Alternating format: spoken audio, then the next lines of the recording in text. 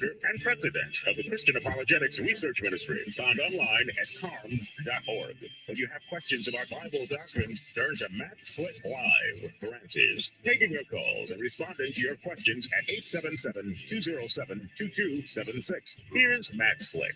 All right, but welcome to the show. It's me, Matt Slick, your list of Matt Slick Live. Today's date is Wednesday, May 29th. Just going to let you know that I will not be live for sure on Friday because I've got to be in a debate at the time of the radio show's on. I'm going to be in a debate in Utah with a Mormon on does the Bible teach salvation by faith or works or grace or works. And so I'll be doing that.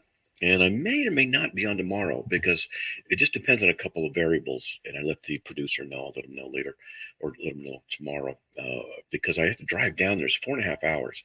So I have to get down there and it just depends on when I leave and how much stuff I've got ready. So anyway, if I leave after the show, I won't get there till like 11 o'clock at night, which is fine. Get to a hotel and for me, it's no problem. But we'll just see. We will just see. Made that drive many, many times down there to Utah. See Bill McKeever, Eric Johnson, and the wonderful Terry. Hope she's listening right now. And a lot of good people down there. So, hey, look, if you want to give me a call, all you have to do is dial 877-722-072276. You can also email me. That's easy to do. Just just email me at email. Info at, I'm going to try this. I'm doing two things at once. Just email me at info@carm.org. info@carm.org. In the subject line, please put in radio comment or radio question. So I might even get to some of those today because I may or may not be on tomorrow live. I will not be on Friday for sure, but Lord willing, back on Monday. And I put the newsletter out. It went out, was it this morning? And hope you guys got the newsletter. And I'm going to ask people about the newsletter. I want you to sign up for it. There's a reason. I'll tell you why. The strategic reason. But nevertheless, I put the information in the newsletter about the debate and where. And if I hope people show up. It's between 4 and 6 p.m. on Friday at Weber State University. I hope people. So it's kind of too early. I think it should be like 6 to 7 or 6 to 8. But hey, that's just what it is. But afterward, we're going to be going to dinner at a restaurant across the street nearby. And so if anybody wants to come and you want to meet me or just hang out or whatever, and you don't have time to get to the debate, come in late or just come in at the end, roughly at 8 o'clock, roughly. Don't know exactly the time we'll end it be. And then we're just going to go over to a restaurant and you could follow. It'd be fun. Okay. It'd be fun. All right. Now, the reason I'm talking about the newsletter is because, you can go to Carm, the website, at the bottom of the page. It has a newsletter sign up, and we don't sell it. We don't give it away to anybody. We just don't do that. But the reason is because the way things are going with social media and with the cancel culture, I don't know how much longer what I do will be legal. They may tell me I'm not allowed to say the things I say, like I believe homosexuality is a sin, and I think gender confusion is a real mental discontinuity issue. I think people are confused. I think the left Democratic Party is a semi-terrorist organization. So I say these things, and I believe them. Roman Catholicism is not true. It's a false religion. Mormonism is not true. It's a false religion. And things like this. I can say these things now. I have the freedom to say them. If someone says, hey, man, I think what you believe in is false. Well, okay, let's talk about it. I'm not going to be offended and say, you can't have a bank account now, which is what the left does. And so they're hard. And so one of the things we're thinking about is that, let's just say they say you can't be online anymore, or you can't, I don't know what's going to happen. At least if we have a newsletter sign up, we can keep in contact with people that way. As long as that's still legal. You just never know what the left will do, because you know how tolerant the left is. They really enjoy different points of view. They enjoy facts. They enjoy fair and open discussion. They enjoy all that stuff. Oh, yeah. Yeah. That reminds me, I saw the video of this guy, and he was a black guy, and he says he was at a Trump rally, and he said, he was going to the camera. He says, "Look, I'm a black man." And he said, I'm thinking about going into the Trump rally, but I don't know if it'll be safe. And so he goes, okay. So because, and there's a lady was with him or something, and she's Caucasian, whatever. And she said, "Well, come on in," And he filmed it. He goes, "Man, they were hugging me. They were taking pictures. He felt perfectly safe." Then the woman says, "Let's go over to the leftists and see how they treat me, And it was foul language, threats, it was all kinds of stuff from the left. Anyway, just the point is, you can't trust the left. You can't. It's a mental disorder. Being a leftist is a mental problem. Whoa. See, I could say stuff like this. I could say stuff like it right now, but for how long? Anyway, you can also, like I said, you can sign up for the newsletter. Just go to carm.org, CARM.org. And at the bottom of the page is, let me check on that. Bottom of the page is the newsletter sign up thing. And when we send it out, there's an unsubscribe link. So when you unsubscribe, it unsubscribes. And at the bottom of the page, it says, join our newsletter. Put name and email. That's it. It's easy. Muy simple. I like to say it in advanced Spanish. Or in real Spanish, muy fácil. It's muy fácil hacer. Okay, let's see. Now, hey, let's get on the line here on the phone with Fred from North Carolina. Fred, welcome. You're on the air. Hello. Hello. Hello, man. What do you got, buddy? Hey, I'd like to tell you my position on morality, Sure. and then you can hopefully give me some where you see some weaknesses or holes in my logic. Okay, sounds good. Okay. So I'm not convinced that objective moral truths exist. So what I'm left with is subjective morals. I think that people have moral systems, and by moral systems, I mean a system that has certain goals, and it classifies actions as being good or evil based on how much they contribute or don't contribute to the goals of that system. So I think subjectively, people create different systems, and that they apply to their lives, and they kind of live by those systems.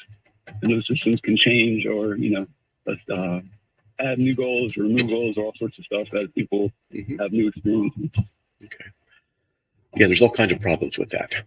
Okay, let me show you. Okay. All right. So you're not convinced that objective morals exist. So I do this with atheists. I do this with people. I say, can I set you up? And, they know I'm not trying to hurt them. Yeah, and that's what they say. They go, yeah, go for it. Okay, good. So here we go. First step is, do you affirm that statements are true or false, such as, I'm a man, you're a man, you're an elephant. Okay, it's either true or false, right? Statements are either true or false. This is called the law of excluded middle. Okay, you with me? So far, so good? Well, I'm sort of with you. I guess, like, for example, if I was saying, I think that person's beautiful, I don't know that you could say I think you could say that's true in that I think that person is beautiful, but you couldn't Correct. say it's true that that person is beautiful. Correct, you're right. Right? So I don't think that everything...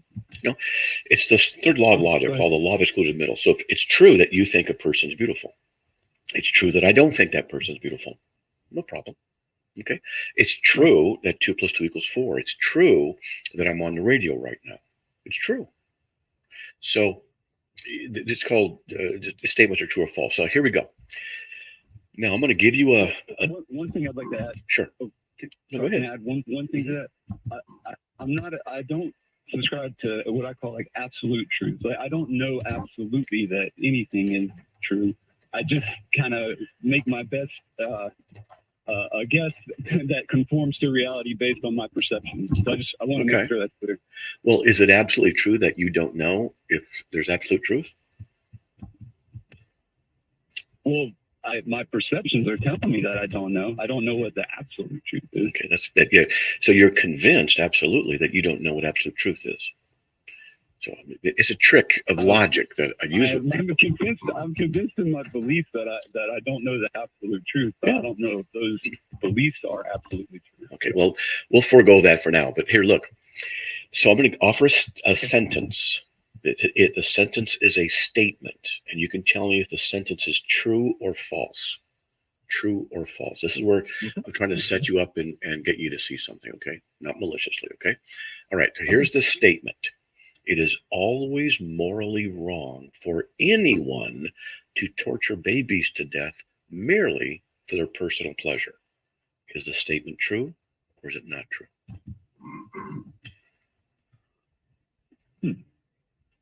So I don't want to dodge, but I do want to clarify for you before I answer. Sure. If I were to ask you, how fast are you going? What would your answer be to that? I'm not going fast. You're not going fast? I'm not going fast right now. I'm sitting, unless you want to look at the relative speed of the Earth, weighing 1,000 miles an hour in rotation. But that's not the issue. Oh. See, a question is different. I'm saying, is the statement, the following statement, true or false? It's like saying, is 2 plus 2 equals 4? Is that true or is it false? Well, it's true. Okay, a square. Does it make sense for me to? Go ahead. Sorry, go ahead. I'm trying to show you. Statements either have truth values. It's okay. Statements have truth values or they don't have truth values. So things are true or false. So a circle is not a square. That's true. Okay. I am an elephant. Is it true or false that you're going? No. I'm sorry. I don't mean to keep interrupting. That's all right. We're having a look. It's okay. When you ask a question, it's not an issue of true or false. It's not a statement. It's an interrogative. Is that over there under the chair? That's a question. It's not a statement of fact. So the statements of actuality and fact are either the case that is true or it's not the case that is true. That's what it is. Well, I think this goes back to me. Like if I said, "Is that person beautiful?" Right? Does that question is that answerable? It's a question. It's not a statement. Right? It's not an indicative. A question is not a it is statement. The case that person is beautiful. Okay. It is the case that person is beautiful. It is the case or it is not the case. Yes. Does that statement make sense? Yes. It's the case that the person is beautiful. That person is beautiful. Okay. It's a statement. Who are they beautiful to? Because beauty is objective. You can let me get in here, buddy. I've done this 1,000 times. Okay. Oh, my bad. All right. Go ahead.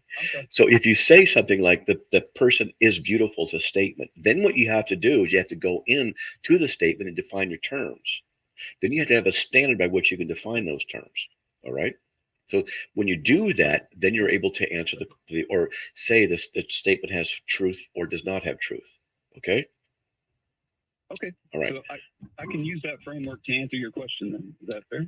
Yes, you can. So is it the case or is not the case? Is it true or is it not true that it's always morally wrong for everyone to torture babies to death merely for their personal pleasure? Is that true or is it not true? Sure. Okay. So I'm gonna, like you said, I'm gonna answer that question by kind of going into it and defining my terms here. That question by itself doesn't really make sense to my worldview.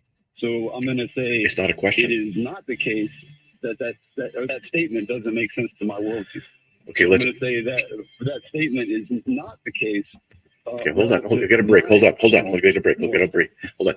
But you're not understanding. A question is not a statement. Statements have truth values. Either the case that is true or false. Hold on. We'll be right back after these messages. Please stay tuned. This is what I do, actually, folks. I love this stuff.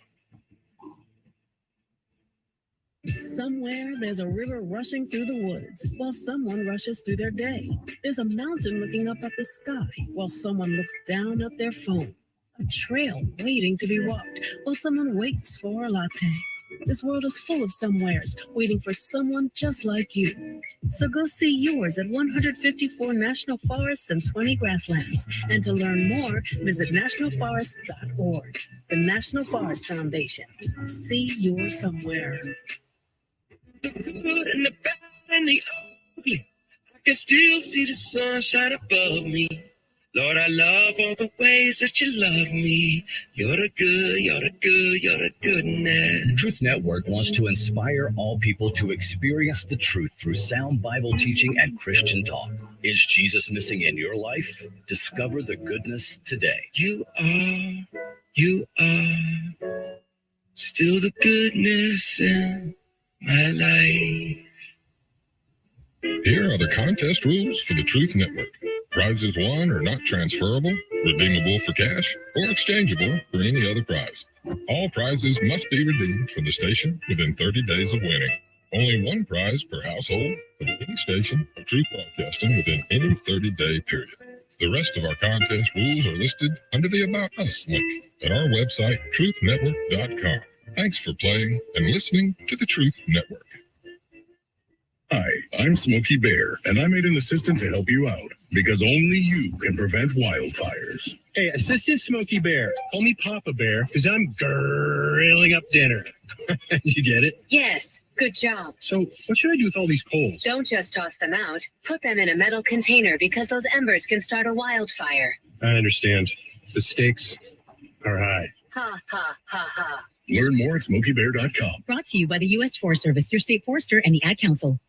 Hi, I'm Peter Sagal. When we were growing up, my two brothers and I just loved our Uncle Ted. He was like a really cool big brother who always brought around the best toys and took us to the best places and with whom we always had the most fun. It was odd, though, when we got older to realize he wasn't nearly as outgoing and adventurous with other adults. I found out much later that this might have had something to do with the ostomy bag he wore ever since he was diagnosed with Crohn's disease as a teenager and had part of his lower intestine removed. Theodore Skolnick, my Uncle Ted, died last year at the age of 80, never having once mentioned his illness to me or my brothers. He left a large bequest to the Crohn's and Colitis Foundation to help fund better treatments for these diseases and also to help other people, old and young, seek and get help for the situation that he was never able to talk about. Don't feel you need to hide your Crohn's or colitis. Go to spillyourguts.org to learn more about the treatments available and even find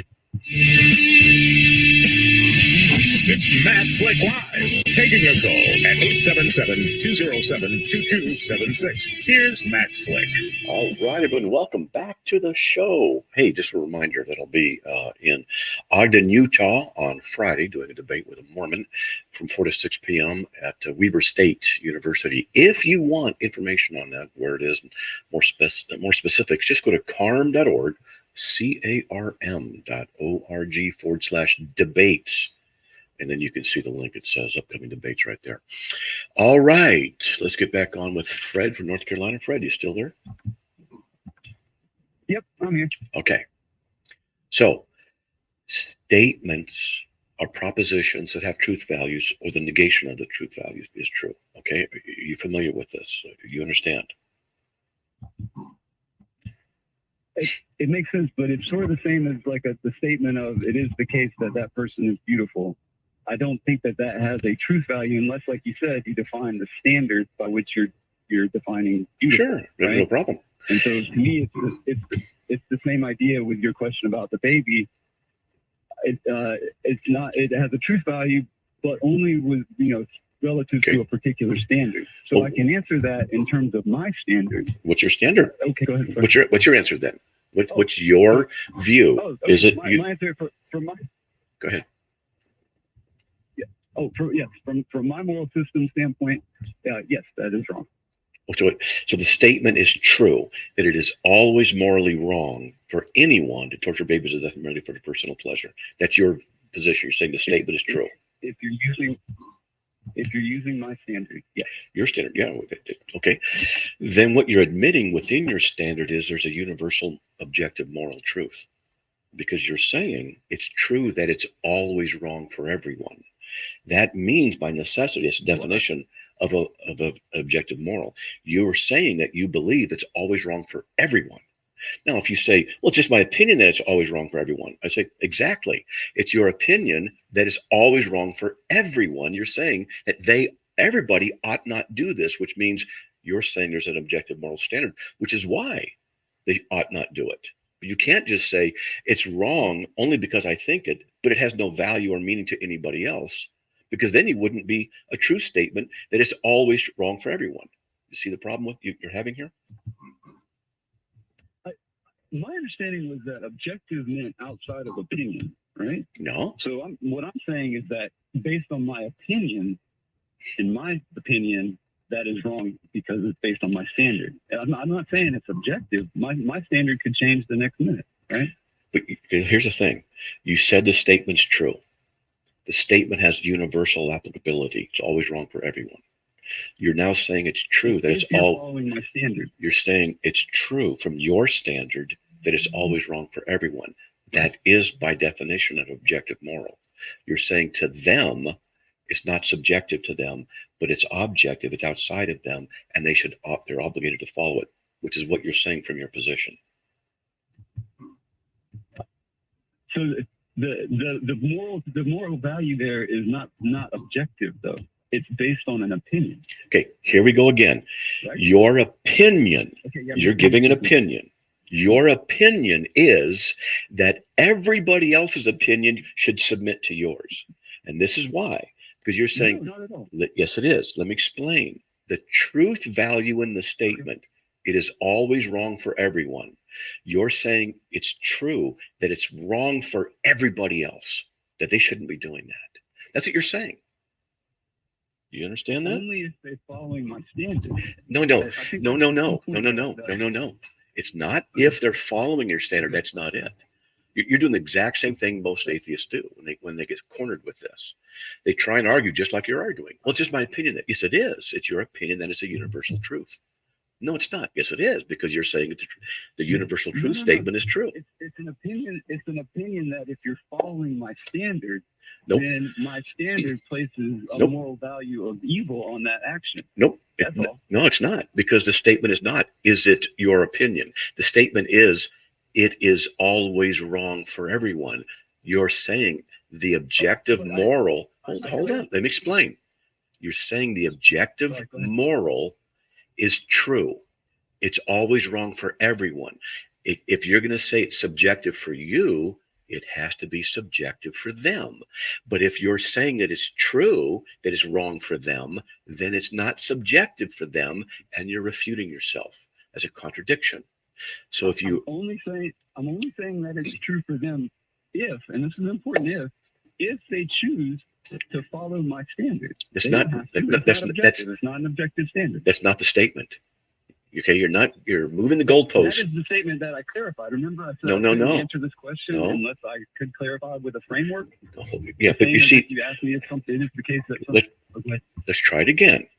It is always wrong for anyone to torture babies to death merely for their personal pleasure. So it's always wrong for everyone is a universal truth.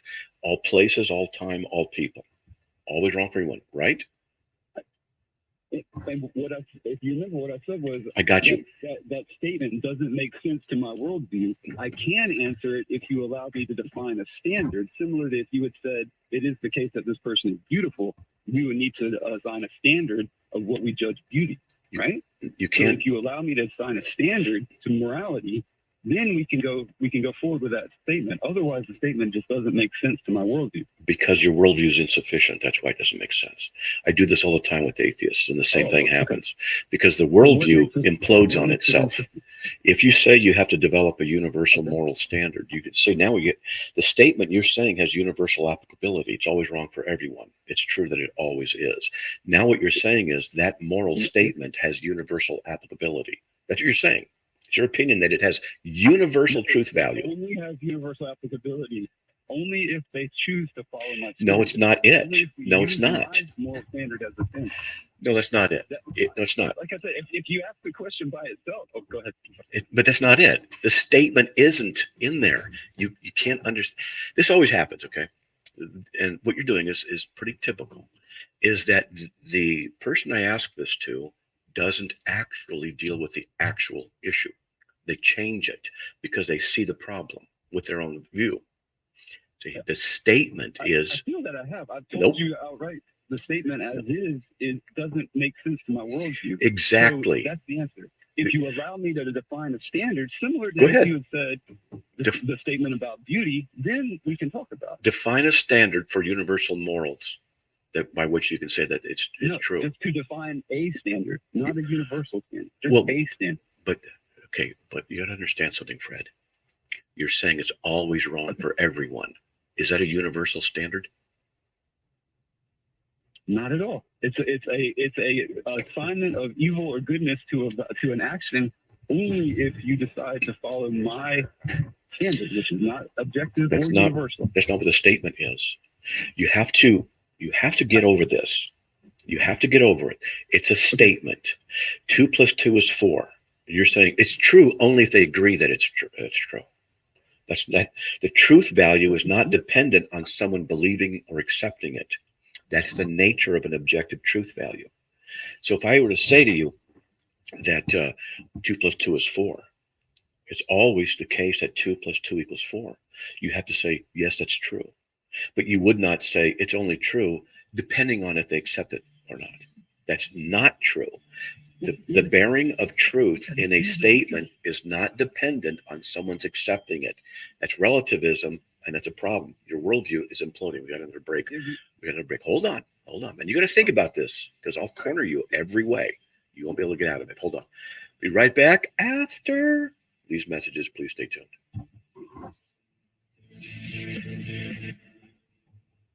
This is McGruff the Crime Dog, and I need you to help me take a bite out of crime. Counterfeit products are popping up everywhere. Fake sneakers, fake cosmetics, and even fake pills. Crooks are selling counterfeit versions of just about everything. Last year, billions of dollars worth of counterfeit products were sold in the U.S. Sure, it may seem like saving a few bucks on the things you want isn't a big deal, but counterfeits are usually made in unsafe conditions, potentially using hazardous and even lethal ingredients that could harm you and others. And the money you paid, it goes right into the hands of criminals and may support child labor, drugs, and even gangs. Smells like big crime to me. So if you still think buying fake products is harmless, think again. And remember, you don't know where the products came from. How can you know where the money goes? You're smart, buy smart. Go for real. Learn more at mcgruffpsa.org. This message is brought to you by the United States Patent and Trademark Office and the National Crime Prevention Council. From Love Worth Finding Ministries, here's pastor, teacher, and author Dr. Adrian Rogers with a treasure from the Word. Malachi chapter 4 and verse 2, the Bible says, "But unto you that fear my name shall the Son of Righteousness arise with healing in his wings." Now, Jesus is the S-O-N, the Son of God, but he is the S-U-N. He is the Son of Righteousness. Now, let me tell you something about the sunrise, dear friend. The sunrise never comes ahead of time. It never is late. Isn't that right? The sunrise operates according to the power of God and the authority of God, and you can't hurry it up, and you can't stop it. That's the way the second coming of Jesus is. That's a time known to God. You can't hurry it up, and you can't stop it. One day, the Lord Jesus Christ, when he shall come with trumpet sound, what he will do, he'll pull back the shade of the night and pin it with a star. And then he'll open the door of the glorious morning of his millennial reign and flood the world with light. For more about Love Worth Finding and Adrian Rogers, visit our website at lwf.org.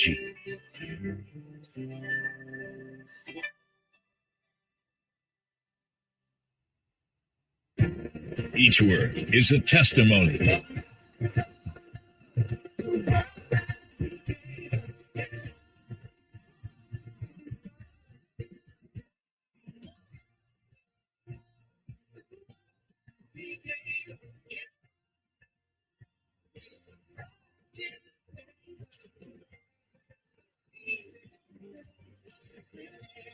And his word is always. It's Matt Slick Live, taking your calls at 877-207-2276. Here's Matt Slick. All right, everyone, welcome back to the show. Let's get back on with Fred. Are you still there? Yes, sir. All right.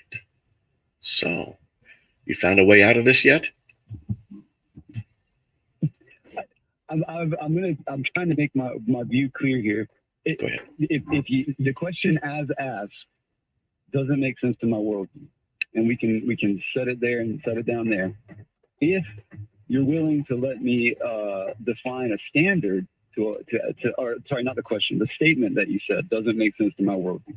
If you allow me to define a standard similar to the statement of beauty, if you allow me to define a standard, then we can kind of talk further. But I just made the assumption that you would allow me to define a standard. Go ahead. If not, then we can just kind of leave it at define it. That statement doesn't make sense in my worldview. Yeah, if it doesn't make sense in your worldview, it's because your worldview doesn't make sense. But go ahead and define a moral standard. Okay. Okay. Well, I have my moral standard, not universal or objective, anything like that. And in my moral standard, that it is wrong. So that's the answer. You haven't defined a moral standard. You just said the statement is true, that it's wrong. Okay. So you're saying it's true, that it's always wrong for everyone. That's what you're saying. I'm saying if you allow me to define a standard and then look at that statement with respect to the standard, define it. Then you can say it's wrong based on my standard. Okay. And what is your standard of morals? Well, not fully defined. I have a lot of things I haven't thought about yet, but baby torture is one thing that I've thought about, and I have deemed it to be wrong. Why is it wrong? It's just my opinion. I think it's wrong to torture babies. Oh, it's wrong because you feel it's wrong? Yep. Okay. So I feel it's okay to come over your house and rob you and shoot you and take your stuff. Okay? So on that basis, I'm good. It's all good, right? Because that's based on feelings, right? Well, just because you think it's right doesn't mean that I think it's Well, right. who cares about what you think? It's my feelings I'm concerned about, not yours. It's not a universal thing. It's personal, just as you say. So therefore, I win. Well, the time when it starts to matter is what are the laws of the society, right? Who cares? It's about feelings. Who cares? It's about feelings.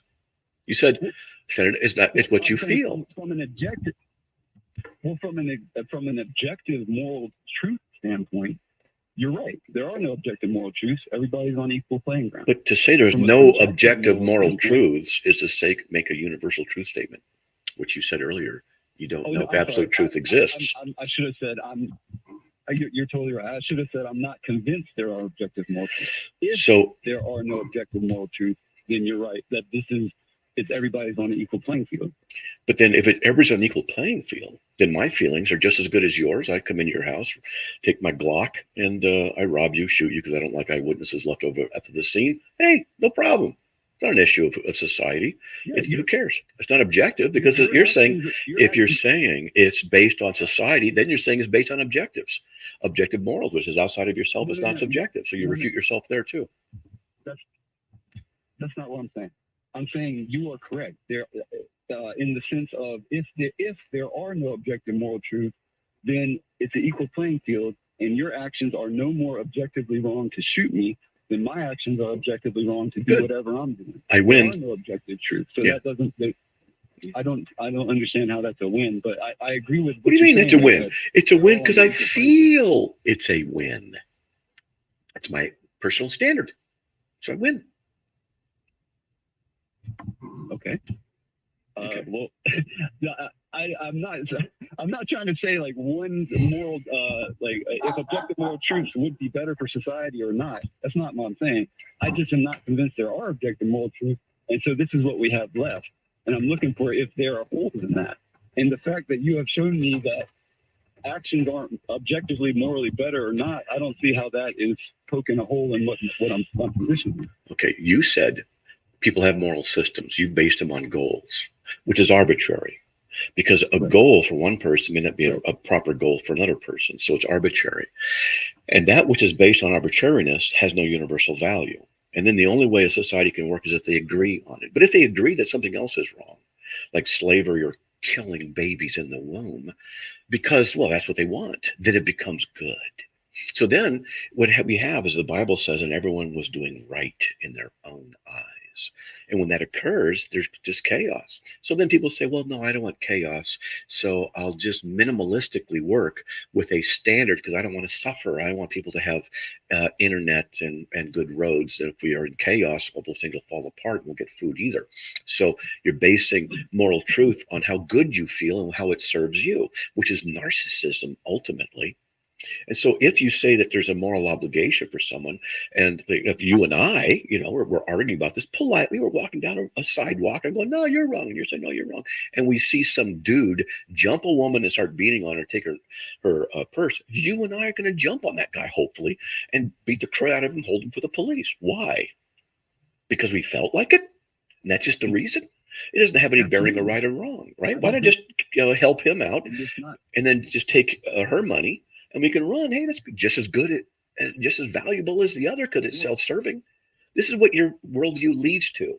It leads to inconsistency. It leads to self-refutation, and it leads to the problem of logic. Because if I give you a statement, it is always wrong for everyone, and you say yes, you're saying from your personal opinion, it's always wrong for everyone, which means your opinion is there's a universal truth value for everyone.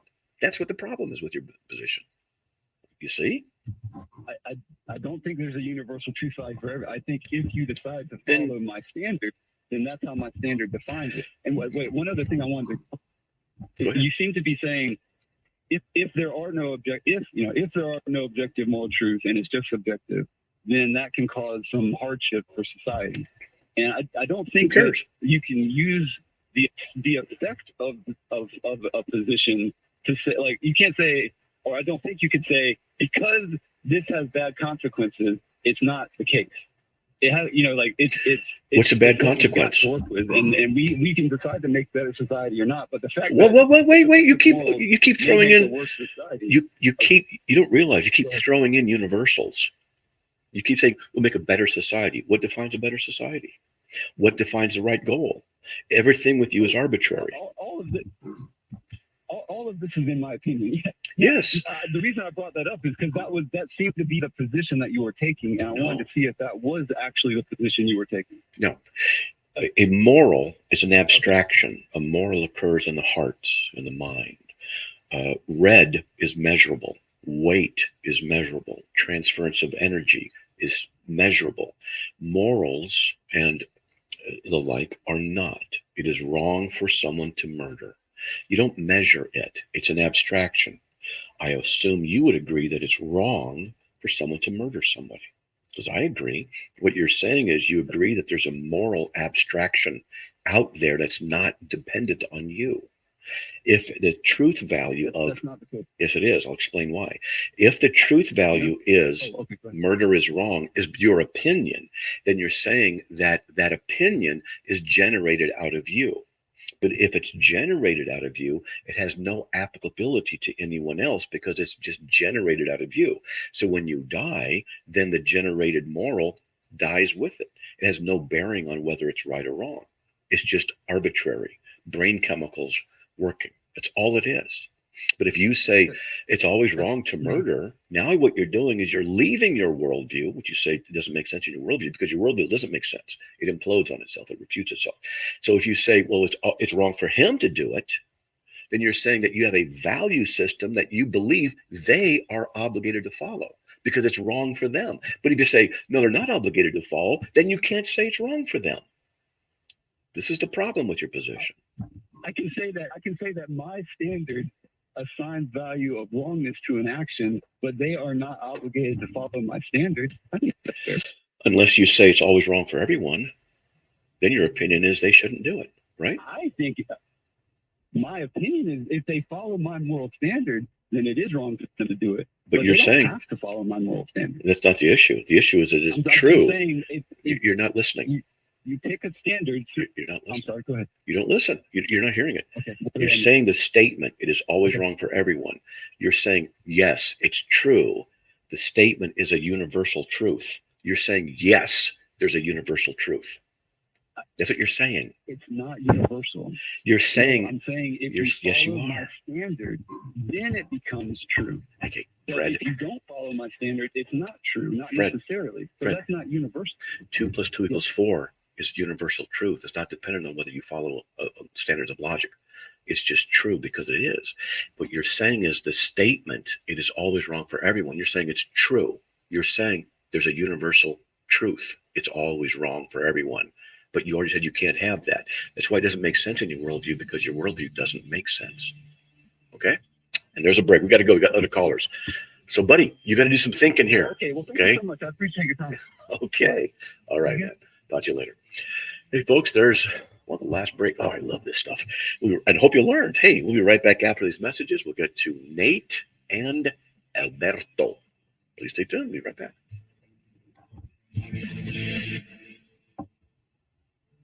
What is dementia? Is it the same as Alzheimer's? What is vascular dementia, Lewy body, FTD, TBI, and CTE?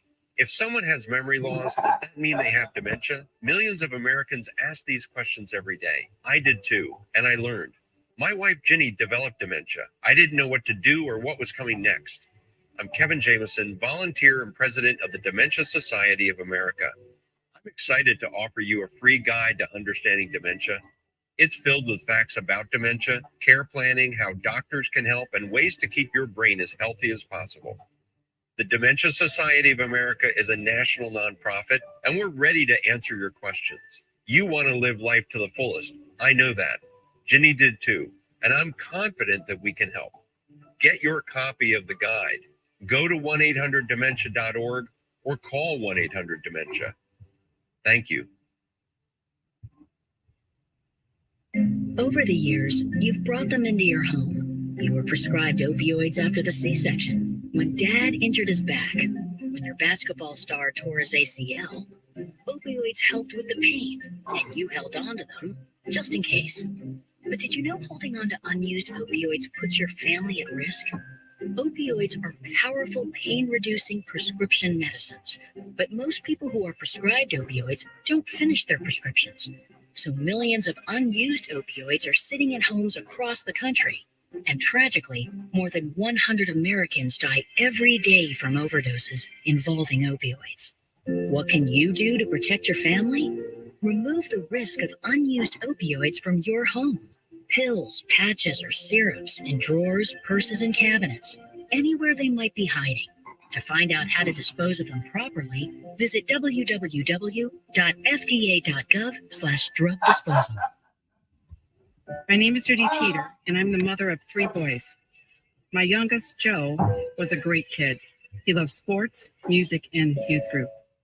One day, Joe asked me to drive him to an after-school event, which was about a mile from our home. I was driving through a green light when a car in cross traffic ran a red light and drove right into the side of our car, killing Joe. The driver was talking on her phone, so she never even saw the red light. She was so absorbed in her phone call. Before the crash, I didn't realize just talking on a cell phone while driving was so dangerous. Now it's something I think about every day. According to the National Safety Council, about 1 in 4 car crashes involves a cell phone. Hands-free is no safer. When you're behind the wheel, put away your phone. For Joe and for the thousands of needless deaths every year, remember, there is no safe way to talk on a cell phone while driving. It's Matt Slick Live, taking your calls at 877-207-2276. Here's Matt Slick. All right, but welcome back to the show. Let's get on with Nate. Hey, Nate, welcome. You're on the air. How are you, Matt? It's been a long time. Hanging in there, man. Hanging in there. You know me, but from California, the only Christian. No, I don't say that. I don't mean that. But, you know, the truth. I wanted to know, the Bible says, I think, to be correct, that a Christian must work, correct? I couldn't understand you. I couldn't understand you. What was that again? The Bible says that a Christian must work. Yes, normatively speaking, yes. Uh-huh. How about I do plans because how about if you're handicapped completely, but your brain is functional all the way. But okay, so you're handicapped physically, but your brain's fine. Okay, gotcha. Uh-huh. Yeah, but that person can move from chest down. Well, he is that a must for him? I'm not sure I'm following you. Go ahead. Try it again. Well, let's put it this way. Let's put it my way. I'm not handicapped, but my dad was. Okay. that I'm epileptic. I'm Okay. epileptic. All right. I get massive headaches. Okay. I'm starting to, I thank the Lord, not to have any more seizures. Okay. Must I work? Is it a commandment that I work? Oh, okay. Not that I don't work at home. Like, Yeah. example, I clean my house and I clean and I wait for my mom to get when she gets home. Sure. I help her out and everything. Yeah. But I don't get any money. Okay. So the Is it a must for me to work? So the idea of working for the Christian is that you're to be productive in society. That's the norm. You're not to be lazy. Lazy is you can work, you can do something, and you're just choosing not to do anything, not to add to society, to glorify God in your work. So that's what he's talking about there. When we have someone like, I was involved in a car accident once, really, really bad one, back when I was 19 years old. And it took 2 years to fully recover. And I couldn't work for a while. Well, it doesn't mean I was in sin. It just meant that I was not physically capable. So my wife has medical issues. She can't go to a full-time job. She can't. The only way she could work is by doing a little bit of stuff with the Carm ministry from home on a computer in her bed, kind of a thing. It's okay. You have people who've retired, and then what they can do is they can use their time and effort for the glory of God in some other way. It doesn't have to be 40 hours a week, but they can do what they can do. If someone like you has epilepsy and you can't hold a full-time job because of it or do whatever, well, then you just do what you can do. That's all. And you can be productive that way, taking care of the house and taking care of family members and praying for people. And that's okay. That's fine. I thank you, but it's not a must. The reason I say it's because I had it when my epilepsy started when I was 4 months of age, practically born. And my mother watches out, even though she goes to work, and I stay at home and do everything, clean the house, clean everything, fix everything that needs fixing, and I don't complain. Okay. And I even applied for jobs, but then at the end it asks me if I have this epilepsy, and I don't lie, I mark it, and they never call me. That's okay. That's just what it is. You have to find a group or a place or something that is dealing with people with special needs like that. And that's okay. There are, people with mental challenges. They're born that way. They're never going to be able to be on their own. And so there are places that have areas where they can work at the level and the competence that they have. And they're being productive. That's fine. But some people just can't, and that's okay.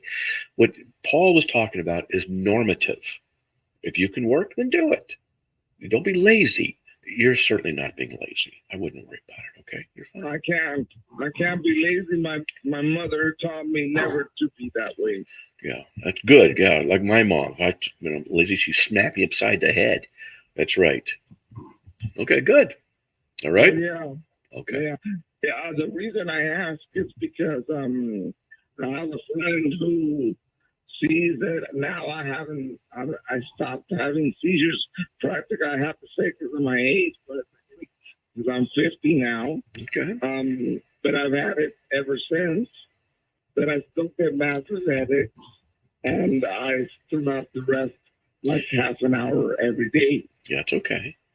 But there are ways to work. We have people who work with Carm who, I don't want to say what one person has, but they can write it in the private, and I'll say, yeah, this person has such and such, and another person has another such and such. We have people who are defective.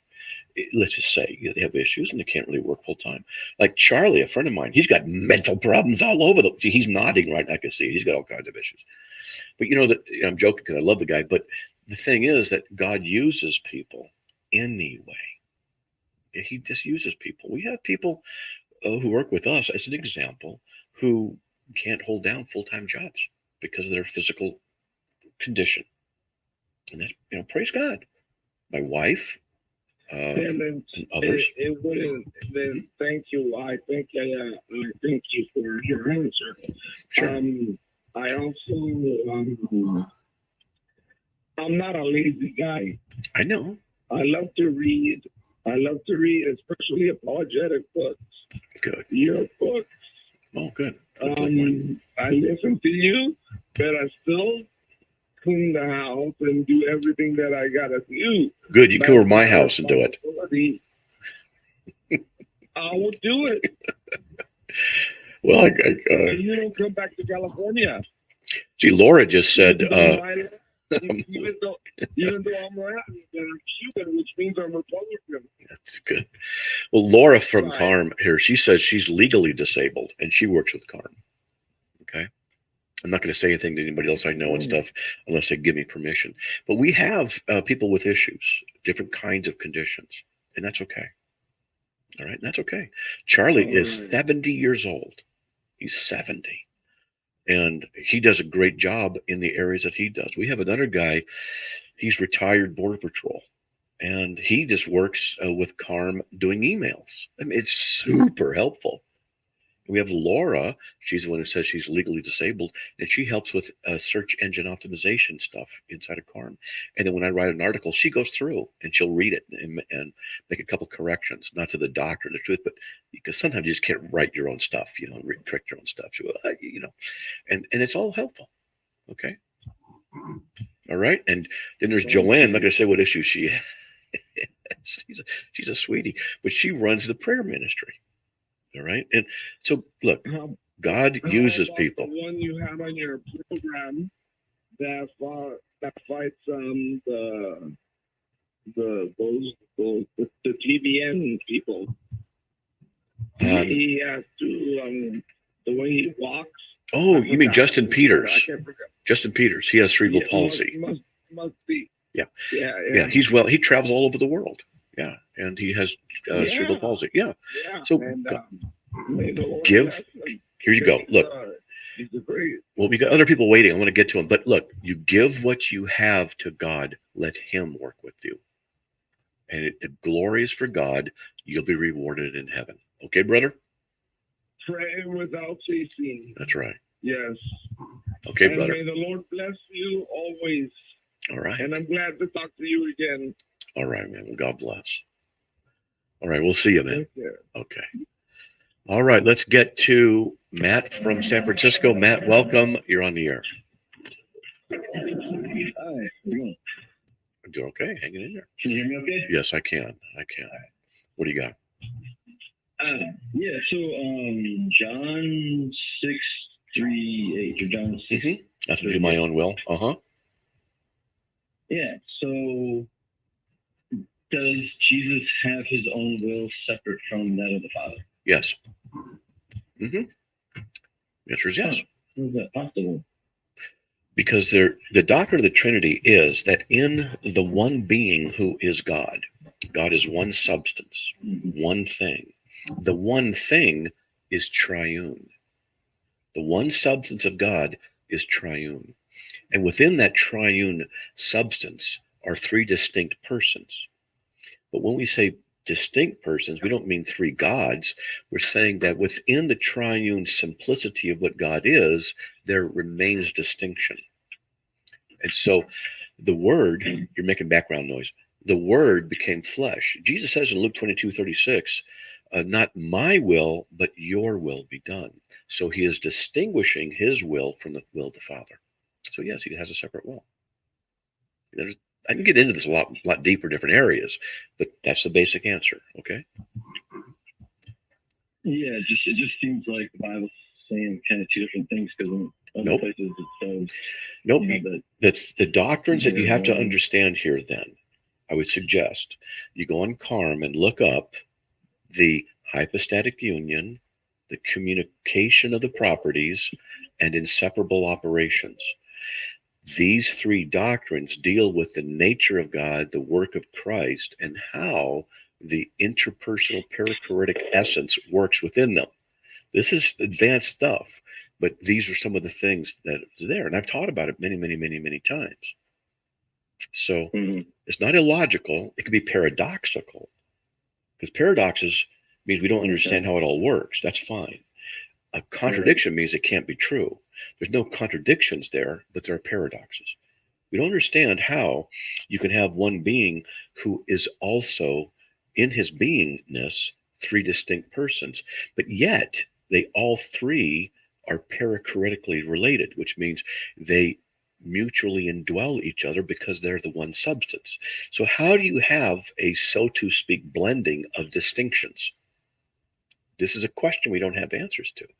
And then when Jesus is man, and he still is, but when he's man on earth, he's talking in John 5:19, John 5:30, he speaks in the present tense about God. He says, I can only do what I see the Father doing. So there's a relationship between the members of the Godhead and how work is done between them. So Jesus can only do what he sees, present tense, the Father's doing. That's because of inseparable operations, in that the work of the Son is not separate from the work of God, the Trinity, because they're all the one essence. Yet there's distinction within them. This gets very difficult to work through, but these are things that the theologians have been discussing for centuries and going through. Okay. Is John 6:38, is that something that like Jehovah's Witnesses like cling to try to say like they believe that Jesus is a created being? Yeah, they can certainly do that. And well, I get more technical than the average person. So Jesus is created in the sense that, just music, call back tomorrow if you can, if I'm on. But it means that not the divine nature was created, but the union of the divine and the human that began 2,000 years ago. So we're out of time. I can't expand on it too much. Hey, Ben, call back tomorrow. Okay, buddy? I love your dialogue with the atheist. Oh, good. A little bit earlier. Okay, thanks. Hey, God bless everybody. Talk to you later. Goodbye. God bless. All right, bye.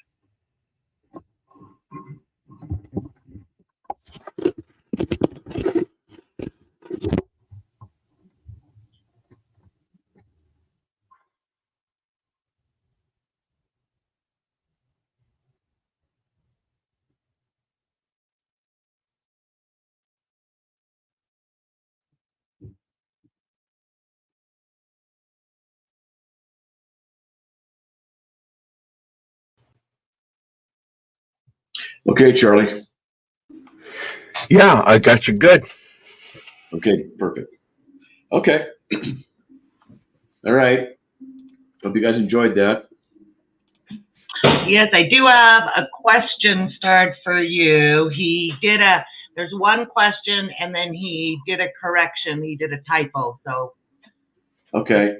Presuppositional or classical approach to apologetics to defending the faith, which method do you prefer? Presuppositional.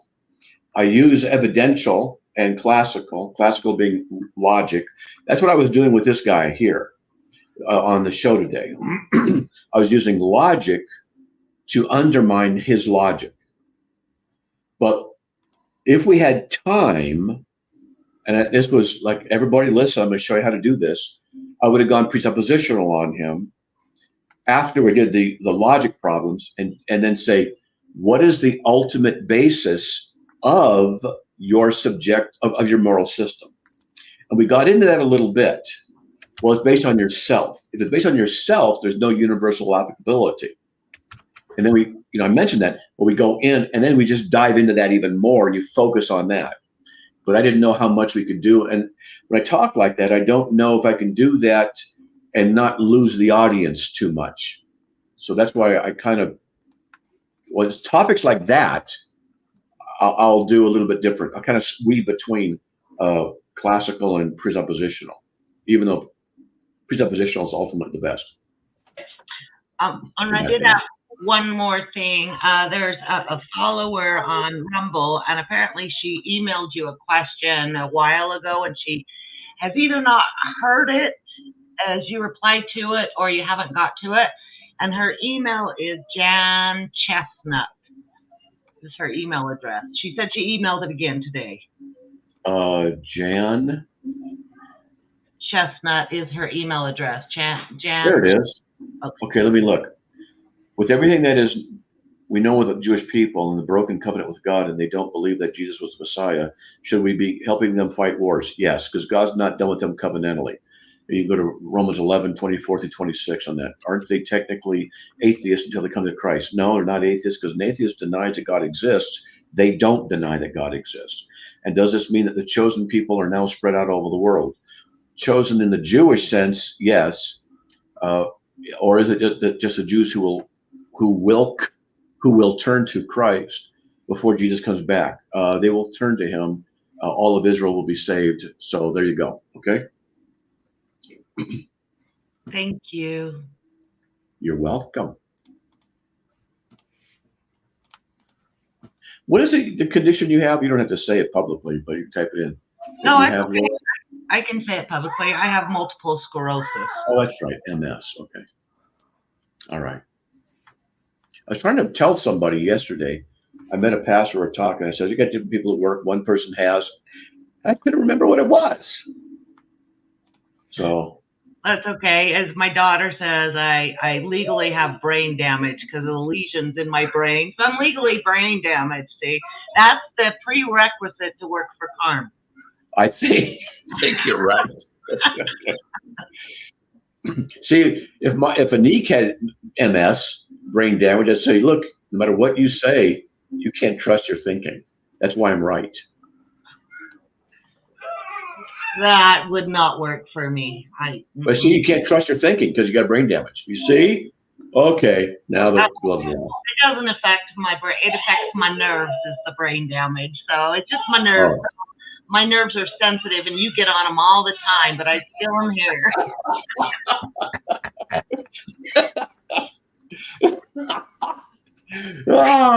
You get on them all the time. That's pretty good. But I love you, Matt. In all seriousness, I love you.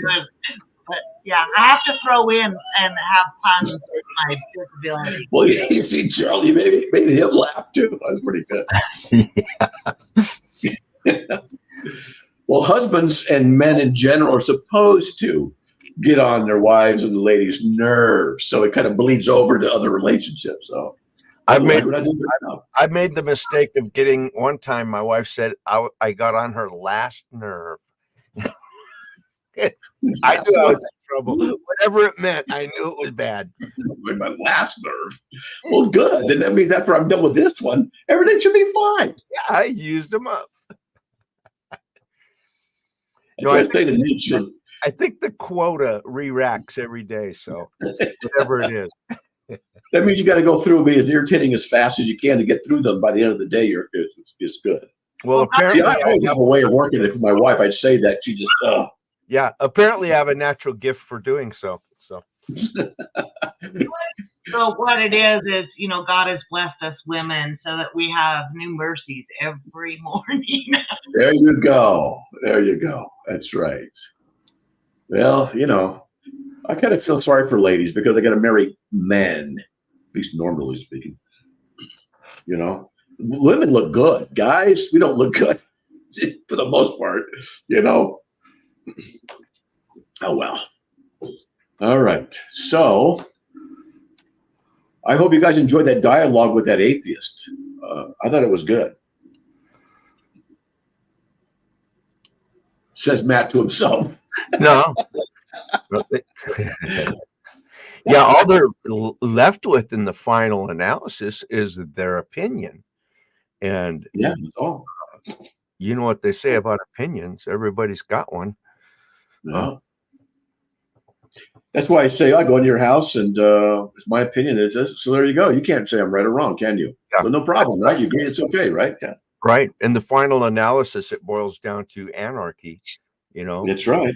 Might makes right. And I like what I like. And if I got the might, I'll take it from you. That is right. Gave me a chance, though. It gave me a chance to put up some articles that if that guy would use the time to go back and look at him, he'd see where he's falling short in his argument. You were trying to actually sharpen him up and inform him on how shallow his view was, but he wasn't going to have anything to do with it just now on the phone. Right. Yeah.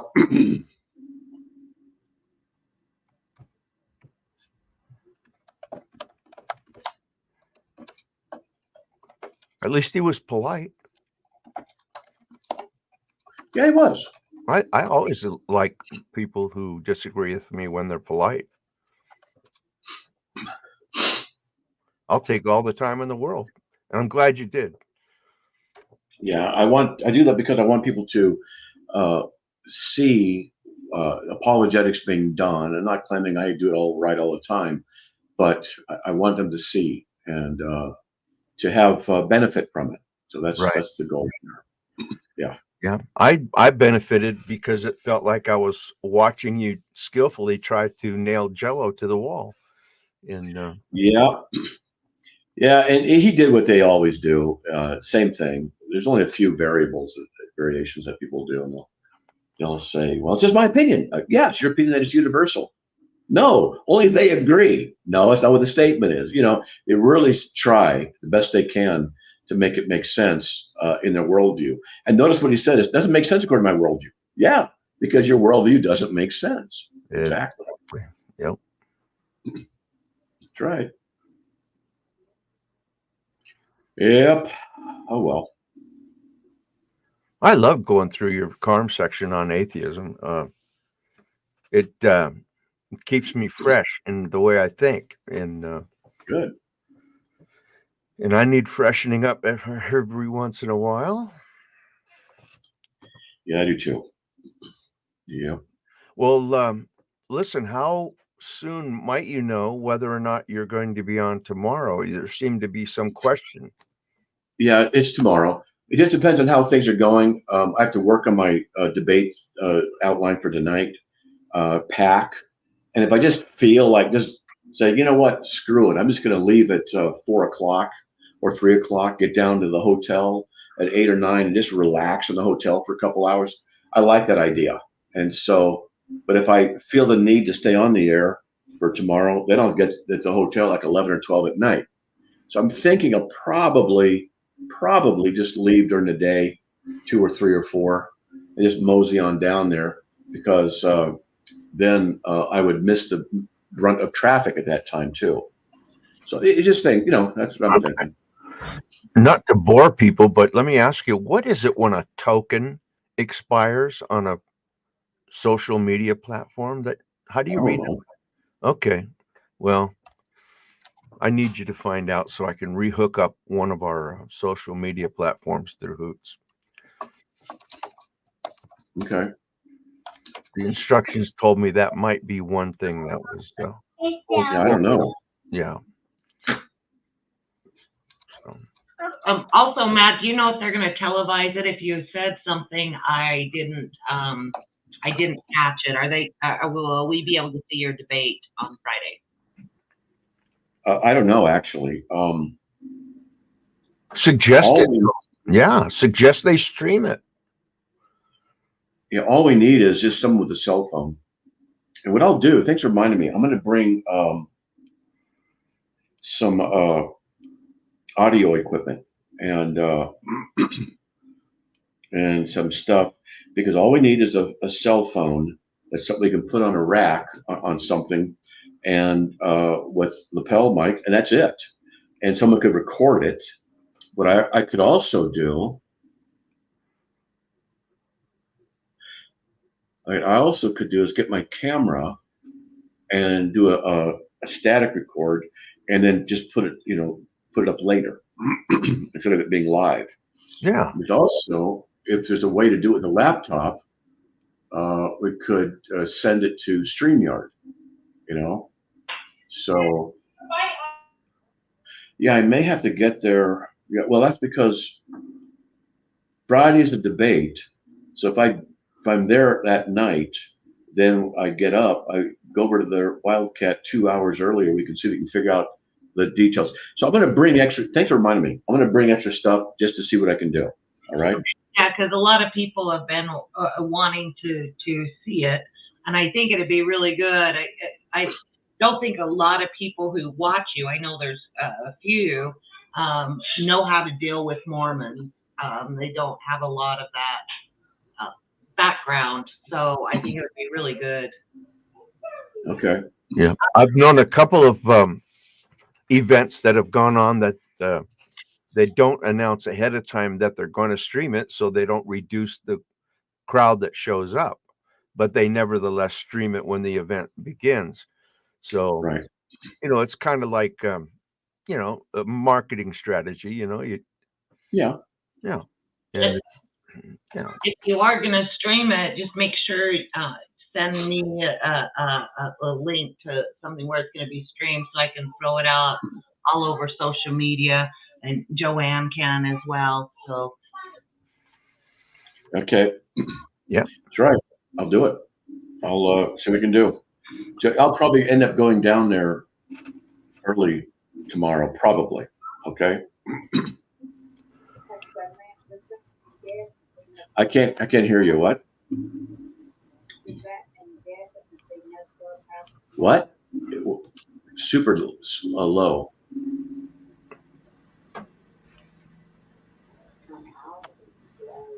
No, this is extra low. Yeah. Go ahead and say it again. Does that mean definitely no clubhouse tomorrow? If I don't know if I haven't decided if I'm going to be on the air or not tomorrow. I probably won't be. All right. Okay. Okay. I'll let everybody know. Maybe we'll figure it out. Also, what we need is a group text, phone text for everybody. Yeah. I'll do that. Just one. Okay. All right. Well, I guess that's it. All right. Anybody else? So Yeah, what's that? Bentley said, "God bless." God bless. Okay, well, thank you guys. God bless everybody. Yeah. Hi. Hi, my friend. Big hugs and kisses for you. There you got kisses, Charlie. Great. I can All right, I can guys. function well the rest of my day now. That's the highlight.